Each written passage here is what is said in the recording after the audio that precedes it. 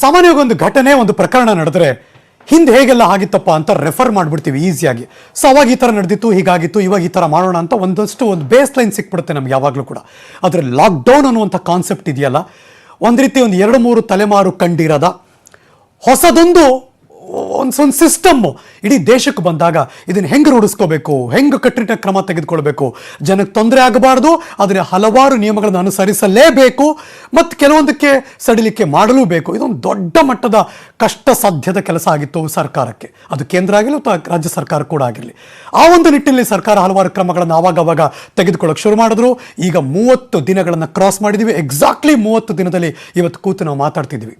ತಿರುಗಿ ನೋಡಿದಾಗ ಹೇಗೆ ಅನಿಸ್ತಾ ಇದೆ? ಹಲವರಿಗೆ ಹಲವಾರು ಅನುಭವಗಳಂತೂ ಖಂಡಿತವಾಗ್ಲೂ ಆಗಿರುತ್ತೆ. ಸರ್ಕಾರದ ಮಟ್ಟಿಗೆ, ಸರ್ಕಾರದ ಹಲವಾರು ಕ್ಷೇತ್ರಗಳಲ್ಲಿ ಕೆಲಸ ಮಾಡ್ತಿರೋರು, ಎಲ್ಲವನ್ನು ಗಮನಿಸ್ತಿರೋರ್ಗಂತೂ ಇದೊಂದು ದೊಡ್ಡ ಮಟ್ಟದ ಲೆಸನ್ ಮತ್ತು ಅನುಭವ ಕೂಡ ಖಂಡಿತವಾಗ್ಲೂ ಆಗಿರುತ್ತೆ. ಹಾಗಾಗಿನೇ ಇವತ್ತು ನಿಮ್ಮ ಜೊತೆ ಒಂದು ಲೈವ್ ನೇರ ಫೋನಿನ ಕಾರ್ಯಕ್ರಮವನ್ನು ಏರ್ಪಡಿಸಿದ್ದೀವಿ. ಅವ್ರಿಗಾಗಿರುವಂಥ ಅನುಭವ ಮತ್ತು ಮುಂದಕ್ಕೆ ಸರ್ಕಾರ ತೆಗೆದುಕೊಳ್ಳುವಂಥ ನಿಲುವುಗಳು, ಏನೋ ಒಂದು ತಪ್ಪಾಯ್ತಪ್ಪ ಅಂತ ಅವ್ರಿಗೆ ಅನಿಸಿದ್ರು ಮುಂದಕ್ಕೆ ಏನು ಮಾಡ್ತಿದ್ದಾರೆ, ಜನಕ್ಕೆ ತೊಂದರೆ ಆಗಬಾರ್ದು, ಆದರೆ ಹಲವಾರು ರೀತಿ ಆರ್ಥಿಕವಾಗಿಯೂ ಒಳಗೊಂಡು ಹಲವಾರು ಬಗೆಯಲ್ಲಿ ಅವರು ಕೂಡ ಸುಧಾರಣೆ ಕ್ರಮಗಳನ್ನು ತೆಗೆದುಕೊಳ್ತಿದ್ದಾರೆ. ಹಾಗಾಗಿನೇ ನಮ್ಮ ಜೊತೆ ಇದ್ದಾರೆ ಮಾನ್ಯ ಉಪಮುಖ್ಯಮಂತ್ರಿಗಳಾದಂಥ ಡಾಕ್ಟರ್ ಅಶ್ವಥ್ ನಾರಾಯಣ ಅವರು. How are you sir? ಚೆನ್ನಾಗಿದ್ದೀವಿ ಸರ್.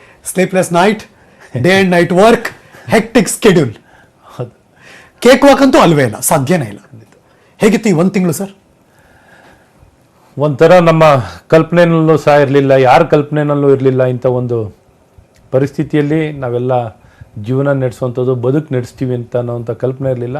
ಒಂದು ದೊಡ್ಡ ಹೊಸ ಅನುಭವ.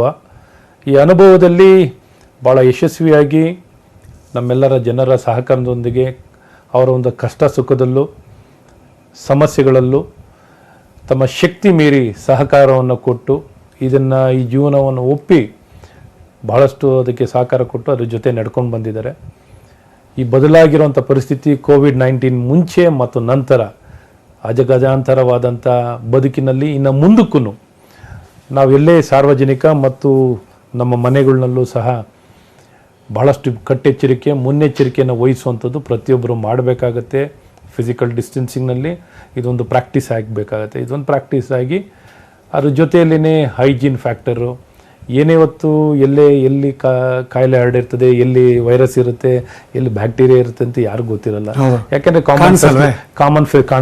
ಕಾಮನ್ ಫೆಸಿಲಿಟಿಗಳು ಎಲ್ಲಿ ಬೇಕಾದ್ರೂ ಕಾಮನ್ ಫೆಸಿಲಿಟಿಗಳನ್ನ ಈ ಟೇಬಲ್ ಮೇಲೆ ಎಲ್ಲ ಕಾಂಟ್ಯಾಕ್ಟ್, ಇನ್ನೊಬ್ರು ಬಂದಿರ್ತಾರೆ ಮತ್ತೊಬ್ರು, ಈ ರೀತಿ ಎಲ್ಲ ಒಬ್ಬರಿಗೆ ಹರಡುವಂಥ ಸಾಧ್ಯತೆಗಳು ಹೆಚ್ಚಾಗಿರ್ತದೆ. ಇಂಥ ಒಂದು ಪರಿಸ್ಥಿತಿಯಲ್ಲಿ ಇದನ್ನು ಬ್ರೇಕ್ ಮಾಡಲಿಕ್ಕೆ ಎಲ್ಲೂ ನಾವು ಆ ಟಚ್ನ ಮಾಡ್ಕೊಂಡಿದ್ದು, ಸಂಪರ್ಕ ಮಾಡ್ಕೊಂಡಿದ್ದನ್ನ ಇನ್ನೆಲ್ಲೂ ಮುಟ್ಟದೆ ಅದನ್ನು ಮುನ್ನೆಚ್ಚರಿಕೆಯಾಗಿ ಮೈ ಮೇಲೆ ಹೆಚ್ಚಿನ ಪ್ರಜ್ಞೆಯನ್ನು ಇಟ್ಕೊಂಡು ನಾವು ಮುತುವರ್ಜಿಯನ್ನು ವಹಿಸ್ಕೊಂಡು ಅದನ್ನು ಈ ರೀತಿ ನಾವು ಎಲ್ಲೇ ಮುಟ್ಟಿದ್ರು ಇನ್ನೊಂದು ಕಡೆ ಬಾಯಿ, ಕಣ್ಣು, ಮೂಗು ಎಲ್ಲ ಮುಟ್ಟುವಂಥದ್ದು ಆಗಬಾರ್ದು. ಅದನ್ನು ಅವಾಯ್ಡ್ ಮಾಡಿ ಮತ್ತು ತಿನ್ನುವಂಥ ಪದಾರ್ಥಕ್ಕೂ ಅಷ್ಟೇ ಭಾಳಷ್ಟು ಮುನ್ನೆಚ್ಚರಿಕೆ, ಸ್ವಚ್ಛತೆಯನ್ನು ಕಾಪಾಡಿಕೊಂಡು ಇವೆಲ್ಲ ಏನೋ ಒಂಥರ ನಾವು ಟೇಕನ್ ಫಾರ್ ಗ್ರಾಂಟೆಡ್ ಇರ್ತಿತ್ತು. ಈ ಮುಂಚೆನೂ ನಮ್ಗೆ ಇದರಿಂದನೂ ತುಂಬ ಕಾಯಿಲೆ ಆಡ್ತಿತ್ತು, ಅಮೀಬಿಯಾಸಿಸ್, ಇನ್ನೊಂದು ಮತ್ತೊಂದು ಹಲವಾರು ಕಾಯಿಲೆಗಳು ಇದರಲ್ಲಿ ಬರ್ತಿತ್ತು. ಆದರೆ ಇವತ್ತು ಇದನ್ನೆಲ್ಲ ತಡೆಗಟ್ಟಲಿಕ್ಕೆ ಈ ಹೆಚ್ಚಿನ ಸ್ವಚ್ಛತೆ ಎತ್ತಿಸ್ಕೊಳ್ಳೋಕ್ಕಿಂತ ಒಂದು ಈ ಸ್ಯಾನಿಟೈಸರ್ಗಳು, ಸೋಪ್ಗಳ ಬಳಕೆ ಇವೆಲ್ಲ ಮಾಡಿಕೊಂಡು ಅರಿವು ಚೆನ್ನಾಗಿ ಮೂಡಿದೆ ಮತ್ತು ಇದನ್ನ ಶಾಶ್ವತವಾಗಿ ನಮ್ಮ ಸಮಾಜದಲ್ಲಿ ರೂಢಿಸ್ಕೊಳ್ಳುವಂಥದ್ದು. ಆದರೆ ಈ ಒಂದು ಪ್ರಕ್ರಿಯೆಯಿಂದ ನಿಜಕ್ಕೂ ಇನ್ನು ಮುಂದಿನ ದಿನದಲ್ಲಿ ಇಂಥ ಏನೇ ಸಮಸ್ಯೆಗಳು, ಈಗಿನ ಸಮಸ್ಯೆ ಮುಂದೆ ಏನೇ ಸಮಸ್ಯೆಗಳಿದ್ರೂ ಭಾಳ ಉತ್ತಮವಾಗಿ ನಿರ್ವಹಣೆ ಮಾಡಲಿಕ್ಕೆ ಒಂದು ಆತ್ಮಸ್ಥೈರ್ಯ ತನ್ನಲ್ಲೇ ತಾನೇ ಒಂದು ಅವ್ರನ್ನ ರಕ್ಷಣೆ ಮಾಡ್ಕೊಳ್ಳಿಕ್ಕೆ ಉತ್ತಮವಾದಂಥ ಒಂದು ಅಭ್ಯಾಸಗಳು ಬೆಳೆಸ್ಕೊಂಡಂಥದ್ದು ಆಗುತ್ತೆ. ಒಂದು ಕ್ರೆಡಿಟ್ ಕೊಟ್ಟು ಮುಂದಕ್ಕೆ ಹೋಗ್ತೀನಿ ಸರ್. ದೇಶದ ಹಲವಾರು ರಾಜ್ಯಗಳು, ದೆಹಲಿಯಿಂದ ಹಿಡಿದು ಅಥವಾ ಈ ತಮಿಳುನಾಡಿನ ತನಕ, ಪಕ್ಕದ ಕೇರಳ, ಅಲ್ಲೆಲ್ಲ ಗುಜರಾತ್, ರಾಜಸ್ಥಾನ, ಪಕ್ಕದಲ್ಲಿರೋ ಮಹಾರಾಷ್ಟ್ರ, ಈ ಕಡೆ ಆಂಧ್ರ ಪ್ರದೇಶ, ತೆಲಂಗಾಣ, ಈ ಎಲ್ಲ ಹಲವಾರು ರಾಜ್ಯಗಳಿಗೆ ಕಂಪೇರ್ ಮಾಡಿದ್ರೆ ಕರ್ನಾಟಕದ ಈ ಸ್ಥಿತಿ ಇದೆಯಲ್ಲ, ಇದು ನಿಜವಾಗ್ಲೂ ಈ ಸರ್ಕಾರ ಮತ್ತು ನೀವೆಲ್ಲರ ಕೆಲಸಗಳ ಮೂಲಕ ಒಂದಷ್ಟು ಕಡಿವಾಣ ಬಿದ್ದಿದೆಯಪ್ಪ ಅಂತ ಹೇಳೋದಕ್ಕೆ ನಿಜವಾಗ್ಲೂ ಈ ಸ್ಟ್ರೈಟ್ ನಿಮ್ಮ ಈ ಕ್ಷಣ ನಿಮ್ಗೆ ಹೇಳೋದು ಬಯಸ್ತೀನಿ. ನಂಬರ್ 1. ನಂಬರ್ 2, ದೊಡ್ಡ ಮೆಟ್ರೋಪಾಲಿಟನ್ ಸಿಟೀಸ್ಗಳು, ಮುಂಬೈ ಏನು ಸಫರ್ ಪಡ್ತಾ ಇದೆ ಅಂತ ನಮ್ಗೆ ಗೊತ್ತು ಸರ್, ಕಣ್ಮುಂದೆ. ಡೆಲ್ಲಿ ಹೆಂಗೆ ಒದ್ದಾಡ್ತಿದ್ದಾರೆ ಅಂತ ಗೊತ್ತು ಸರ್, ಈ ಕಡೆ ಕೋಲ್ಕತ್ತಾ ಗೊತ್ತು ಸರ್, ಈ ಬೆಂಗಳೂರು ಇದೆ, ಚೆನ್ನೈನೂ ಈ ಕಡೆ ಇದೆ ಸರ್. ಆ ನಿಟ್ಟಿನಲ್ಲಿ ಬೆಂಗಳೂರು 1 ಕೋಟಿಗೂ ಹೆಚ್ಚಿರುವಂಥ ಜನಸಂಖ್ಯೆ, ಈಗ ಆಗ್ತಿರುವಂಥ ಕಂಟ್ರೋಲಿಂಗ್ ಪ್ರಮಾಣ ಮತ್ತು ನಿಯಮಗಳು ಅದನ್ನು ಕೂಡ ಒಂದಷ್ಟು ಮಟ್ಟಿಗೆ ತಹಬದಿಗೆ ತಂದಿದ್ದೀರಿ. ಅದಕ್ಕೂ ಒಂದು ಕ್ರೆಡಿಟ್ ಕೊಡಕ್ಕೆ ಬಯಸ್ತೀನಿ ಸರ್. ಯಾಕಂದ್ರೆ ನಾನು ಹೇಳ್ತಿಲ್ಲ, ಡೇಟಾ ಹೇಳುತ್ತೆ. ಮಾರ್ಚ್ 9ನೇ ತಾರೀಕು ಅಥವಾ ಮಾರ್ಚ್ ತಿಂಗಳಲ್ಲಿ ನಮ್ಮ ಪರಿಸ್ಥಿತಿ ಇದ್ದದ್ದು 3ನೇ ಸ್ಥಾನದಲ್ಲಿ ದೇಶದಲ್ಲಿ. ಇವತ್ತು ನಾವು ರಾಜ್ಯ 11ಕ್ಕೆ ಇಳಿದಿದ್ದೀವಿ ಕೆಳಗಡೆ ಅಂತ. ಇಳಿದಿದ್ದು ಖುಷಿ ಪಡ್ತಿರೋದು ಇವಾಗಲೇ ನಾವು ಹಂಗೆ ನೋಡಕ್ ಹೋದ್ರೆ. ಸೊ ಆ ನಿಟ್ಟಿನಲ್ಲಿ ಒಂದು ದೊಡ್ಡ ಸವಾಲು ಎದುರಿಸ್ತಾ ಪ್ರತಿ ಹಂತದಲ್ಲೂ ಕೆಲಸ ಮಾಡಿದ್ದೀರಾ ಸರ್. ಹಿಂದಕ್ಕೆ ತಿರುಗಿ ನೋಡಿದ್ರೆ ಈ ಒಂದು 30 ದಿನನ ಟಾಪ್ 3 ಸವಾಲು ಏನಿತ್ತು ಸರ್? ಟಾಪ್ 3 ಸವಾಲು ಮುಖ್ಯವಾಗಿ ಈ ಕಾಯಿಲೆ ವಿಚಾರ, ಇದೇನು ಕಾಯಿಲೆ ಅನ್ನೋಂಥದ್ದು ಜನರಿಗೆ ಒಂದು ಸ್ವಲ್ಪ ಮನವರಿಕೆ ಮಾಡೋದು ಬಹಳ ಒಂದು ದೊಡ್ಡ ವಿಚಾರವಾಗಿತ್ತು. ಅರಿವು ಮೂಡಿಸೋದು. ಯಾಕೆಂದ್ರೆ ಪ್ರಿವೆನ್ಷನ್ ಮೇಲೆನೆ ಇವತ್ತು ಇದು ಸೋಂಕಿನ ಕಾಯಿಲೆ ಆಗಿರೋ ಕಾರಣ ನಮಗೆ ಪ್ರಿವೆನ್ಷನ್ ಮತ್ತು ಅವೇರ್ನೆಸ್ ಪ್ರಮುಖವಾದದ್ದು. ನೀವು ಎಷ್ಟು ಏನೇ ಮಾರ್ಕ್ಸ್ ಕೊಟ್ರು ಅದಕ್ಕೆ ಕೊಡಬೇಕು. ಎರಡನೇದು ಇಲ್ಲಿ ವ್ಯವಸ್ಥೆ, ಈ ಟೆಸ್ಟ್ ಮಾಡ್ಲಿಕ್ಕೆ ಟೆಸ್ಟಿಂಗ್ ಲ್ಯಾಬ್ಸ್ಗಳು, ಫೆಸಿಲಿಟಿ, ಟೆಸ್ಟಿಂಗ್ ಕಿಟ್ಸ್ಗಳು, ಇವೆಲ್ಲ ಏನಾಗ್ತಿತ್ತು ಅಂದ್ರೆ ನಮ್ಮಲ್ಲಿ ಲಭ್ಯತೆನೇ ಇರ್ತಿರ್ಲಿಲ್ಲ. ಹೊರ ದೇಶದಿಂದ ಈ ಟೆಸ್ಟಿಂಗ್ ಕಿಟ್ಸ್, PPE, ಇನ್ನೊಂದು ಮತ್ತೊಂದು ಇವೆಲ್ಲ ಬಹಳಷ್ಟು ಲಭ್ಯತೆ ಇರ್ತಿರ್ಲಿಲ್ಲ. ಒಂದಿಷ್ಟು ಸಮಯದಲ್ಲೇ ಬಹಳಷ್ಟು ಲ್ಯಾಬ್ ಟೆಸ್ಟ್ಗಳನ್ನೆಲ್ಲ ಈಗ ಟೆಸ್ಟಿಂಗ್ ಲ್ಯಾಬ್ಸ್ಗಳನ್ನ ನಾವು ಪ್ರಾರಂಭ ಮಾಡಿರೋಂಥದ್ದು ಮತ್ತು ಕಿಟ್ಸ್ಗಳನ್ನೂ ದೇಶದಲ್ಲೇ ಪ್ರೊಕ್ಯೂರ್ ಮಾಡ್ತಿರೋಂಥದ್ದು. ಮತ್ತೆಲ್ಲ ಮೀಡಿಯಾ, VTM ಟ್ರಾನ್ಸ್ಪೋರ್ಟ್ ಮಾಡೋ, ಸ್ಯಾಂಪಲ್ನ ಟ್ರಾನ್ಸ್ಪೋರ್ಟ್ ಮಾಡೋ ಮೀಡಿಯಾ, ಇನ್ನೊಂದು ಮತ್ತೊಂದು ಬೇಕಾಗಿರೋಂಥ ಮೂಲಭೂತ ಸೌಕರ್ಯಗಳನ್ನೆಲ್ಲ ತಯಾರು ಮಾಡಲಿಕ್ಕೆ ಇಲ್ಲೂ ಸಜ್ಜಾಗಿರುವಂಥದ್ದು ಭಾಳ ಎರಡನೇ ಒಂದು ವಿಚಾರ. ಮೂರನೇದು ಹಾಸ್ಪಿಟ್ಲ್ಗಳು. ಬೇರೆಯವರೆಲ್ಲ ಎಡುವುದು ಎಲ್ಲಿ ಅಂತ ಅಂದರೆ ರೆಗ್ಯುಲರ್ ಪೇಷಂಟ್ನು, COVID-19 ಪೇಷಂಟ್ನೂ ಒಟ್ಟಿಗೆನೆ ಟ್ರೀಟ್ ಮಾಡಕ್ ಹೋದ್ರು. ನಾವು ಡೆಡಿಕೇಟೆಡ್ ಫೆಸಿಲಿಟಿ ಮಾಡಿಬಿಟ್ಟು ಇಟಲಿಯಲ್ಲಿ ಮಾಡಿದ ತಪ್ಪಿದೆ. ಅವ್ರು ಏನ್ ಮಾಡಿದ್ರು, ರೆಗ್ಯುಲರ್ ಪೇಷಂಟ್ಸ್ನು COVID-19 ಒಂದೇ ಹಾಸ್ಪಿಟಲ್ ಅಲ್ಲಿ ಆಗ್ತದೆ. ಹಾಗಾಗಿ ದೊಡ್ಡ ಸಮಸ್ಯೆಗಳನ್ನ ಎದುರಿಸಬೇಕಾಗಿತ್ತು. ಮುಂಜಾಗೃತಿಯಾಗಿ ನಾವು ನಮ್ಮ ರಾಜ್ಯದಲ್ಲಿ ಅದನ್ನ ಮಾಡುದು. ಮೈಸೂರಿನಲ್ಲಿ ಕೂಡ ಹೊರವಲಯದಲ್ಲಿ ದೊಡ್ಡ ಆಸ್ಪತ್ರೆ, ಅದು ಕೋವಿಡ್ ಆಸ್ಪತ್ರೆ ಅಂತಾನೆ ಮೂವ್ ಮಾಡಿದ್ರೆ ಎಲ್ಲ ಕಡೆ, ಎಲ್ಲಾ ಜಿಲ್ಲೆಗಳಲ್ಲೂ COVID-19 ಹಾಸ್ಪಿಟಲ್. ಬೆಂಗಳೂರು ನಗರದಲ್ಲೂ ನೋಡ್ರಿ, ಈಗ ಎಕ್ಸ್ಕ್ಲೂಸಿವ್ ಹಾಸ್ಪಿಟಲ್, ಯಾರೇ ಪೇಷಂಟ್ ಇದ್ರು ಈ COVID-19 ಹಾಸ್ಪಿಟಲ್ಗೆ ತಗೊಂಡು ಹೋಗುವಂಥದ್ದು, ಚಿಕಿತ್ಸೆ ಮಾಡುವಂಥದ್ದು ಆಗ್ತಿದೆ. ಮತ್ತು ನಾಲ್ಕನೇದು, ನಾವು ನ್ಯಾಷನಲ್ ಶಟ್ ಡೌನ್ ಆಗೋ ಮುಂಚೆನೆ ಒಂದಿಷ್ಟು ಮುಂಜಾಗ್ರತೆಗೆ ಒಂದಿಷ್ಟೆಲ್ಲ ನಾವು ಒಂದು ವಾರ ಮುಂಚೆನೆ ಶಟ್ ಡೌನ್ ಮಾಡ್ಲಿಕ್ಕೂ ಸ್ಟಾರ್ಟ್ ಮಾಡಿದ್ದು. ಮತ್ತೆ ಟ್ರ್ಯಾಕಿಂಗ್ ಸಿಸ್ಟಮ್, ಮತ್ತೆ ಇದ್ರ ಜೊತೆ ಟ್ರ್ಯಾಕಿಂಗ್ ಮಾಡೋದು, ಐಸೋಲೇಷನ್, ಪ್ರೈಮರಿ, ಸೆಕೆಂಡರಿ ಕಾಂಟ್ಯಾಕ್ಟ್ಸ್ಗಳು, ಇವೆಲ್ಲ ಬಹಳಷ್ಟು ಟ್ರ್ಯಾಕಿಂಗ್ ಮಾಡೋಂಥದ್ದು ಬಹಳ ಮುಖ್ಯವಾದದ್ದು. ಇಲ್ಲದ್ರೆ ಯಾರು ಒಬ್ಬ ಇದ್ರೆ ಸಾಕು ಅವ್ನು ಹರಡಿಸೋಂಥದ್ದು.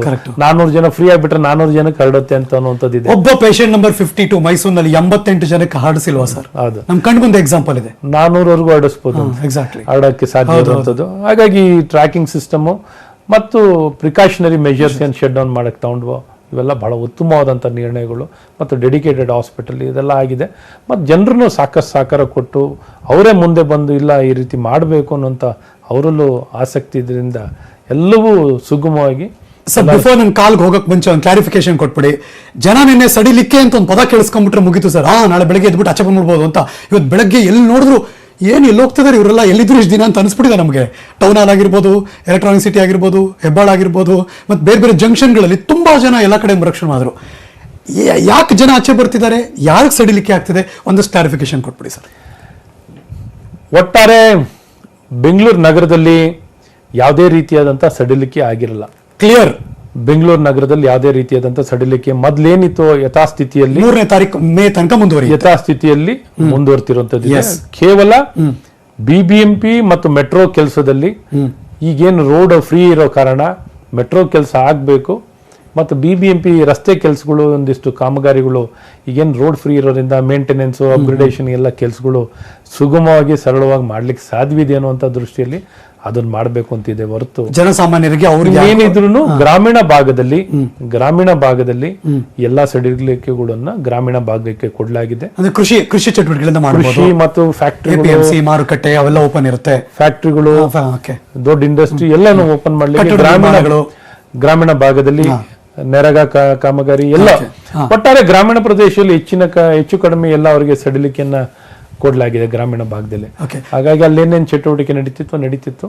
ಮತ್ತು ನಗರ ಪ್ರದೇಶದಿಂದ ಏನಾದ್ರು ಈ ಫ್ಯಾಕ್ಟ್ರಿಗೆ ಹೋಗೋವಂಥವ್ರು ಇದ್ರೆ ಅವರಿಗೆ ಕಾಂಟ್ರಾಕ್ಟ್ ಬಸ್ಸಲ್ಲೇ ಹೋಗ್ಬೇಕು, ಪ್ರೈವೇಟ್ ವೆಹಿಕಲ್ ನಲ್ಲಿ ಹೋಗ್ಬಾರ್ದು.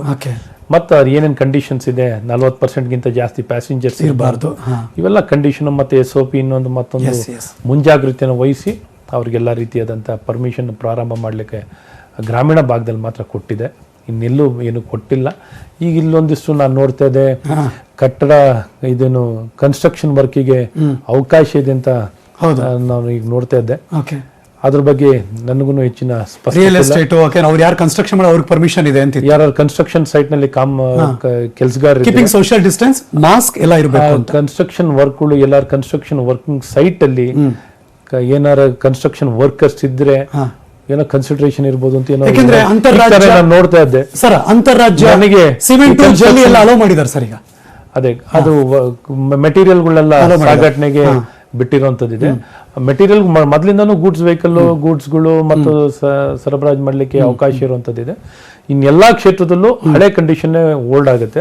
ಬಟ್ ಈಗ with regard to the construction ಏನು ಒಂದ್ ಸ್ವಲ್ಪ ಕ್ಲಾರಿಫಿಕೇಶನ್ ಇದೆ, ನೋಡುವಂತದ್ದು ಮಾಡ್ತೀವಿ. ಫ್ಯಾಂಟಾಸ್ಟಿಕ್. ನ್ಯೂಸ್ 18 ಕನ್ನಡದಲ್ಲಿ ಕ್ಲಿಯರ್ ಕಟ್ ಆಗಿ ಮಾನ್ಯ ಉಪಮುಖ್ಯಮಂತ್ರಿ ಡಾಕ್ಟರ್ ಅಶ್ವತ್ಥ